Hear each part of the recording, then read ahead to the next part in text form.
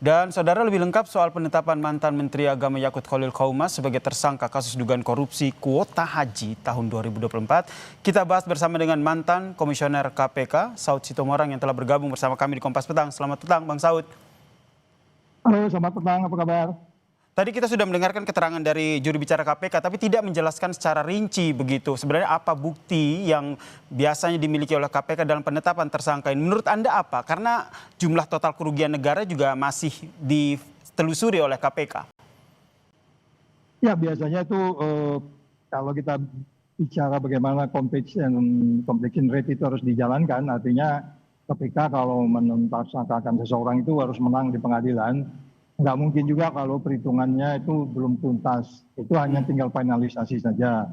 Kemudian perbuatan seseorang itu seperti apa? Kalau kita bicara Undang-Undang 8 2019 pasal 64 itu kan simpel aja sebenarnya, itu perbuatan tersangka itu udah jelas kok angkanya yang boleh dikerjakan itu 92% yang disebutnya umum dan khusus 8%. Di situ dilanggar dan itu yang menentukan adalah disebutkan di situ yang berhak menentukannya itu adalah menterinya. Jadi sebenarnya kasusnya sangat simpel sebenarnya dari awal.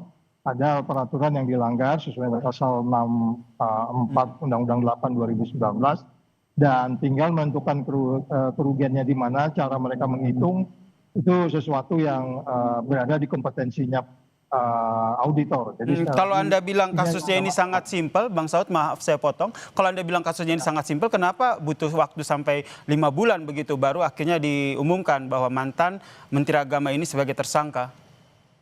Iya, itu kan stylenya KPK sekarang ini kan. Ya, yang sudah disebut di pengadilan aja mereka nggak tindak lanjuti kok. Itu kan stylenya KPK saat ini. Dan kita nggak bisa campur tangan di situ, biar aja publik yang menilai. Jangan-jangan nih Saud aja yang lagi ngaco mikirnya ini kasusnya ruwet-ruwet banget. Ternyata nggak juga, dan udah ada penyitaan, udah ada penggeledahan, ada yang dipanggil. Kan menunjukkan nggak gampang juga manggil-manggil orang. Nggak gampang juga geledah-geledah orang kalau nggak ada dasarnya. Bisa jadi mereka memang lagi sibuk, ada kerjaan lain, ada OTT atau lain-lain. Kita nggak bisa masuk di situ karena saya nggak tahu kondisi internal sekarang. Tetapi kalau kita melihat bagaimana pasal 64 Undang-Undang 8 tahun 2019 itu dilanggar dikaitkan dengan pasal 2 dan 3, dugaan saya nanti tuduhannya ini pasal 2 pasal 3 ini penyelenggara negara, itu sangat simpel, apalagi kalau sudah ada hitung-hitungannya gitu. Berarti tinggal menunggu hitung-hitungannya, karena yang tersampaikan ke publik hanya baru persentasenya, harusnya 50-50 tapi jadinya 92% dan hanya 8%. Menurut Anda langkah pertama yang harus dilakukan oleh KPK setelah penetapan Yakut sebagai tersangka ini apa? Ya, tentu harus segera tidak membuat ini menjadi berlarut-larut ya.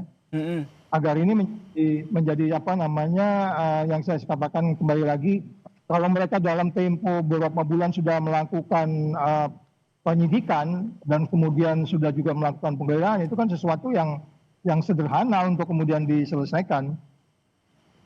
Oke, kemudian tadi juga ditanyakan begitu kepada KPK kapan dilakukan penahanan, dan ini juga masih belum konfirmasi. Kalau Anda sebagai mantan komisioner KPK, penahanan ini dilakukan pertimbangannya apa setelah seseorang ditetapkan sebagai tersangka? Oh ya, tentu kan formil materinya harus dipenuhi, karena itu nanti kita kan akan kemungkinan akan melakukan katakanlah perlawanan atau melakukan peradilan dan seterusnya, itu kan sesuatu yang biasa. Tetapi kalau katakan saya di bagian depan mengatakan kasus ini sangat simpel, sejak kasus ini muncul ke permukaan saya sudah melihat itu sesuatu yang angkanya itu jelas gitu. Anda nggak boleh lewat dari 92 dan 8%. Anda bergeser ke 50-50. Itu saja niat jahatnya udah ketahuan tuh, Mas. Jadi sebenarnya jadi tinggal silakan dilanjutkan. Ya, jadi tinggal kalau kita katakanlah ada soal hitungan-hitungan, ya itu sesuatu yang kemungkinan bisa jadi juga dikaitkan dengan siapa menerima apa, nah bukti-buktinya penerimaan apa.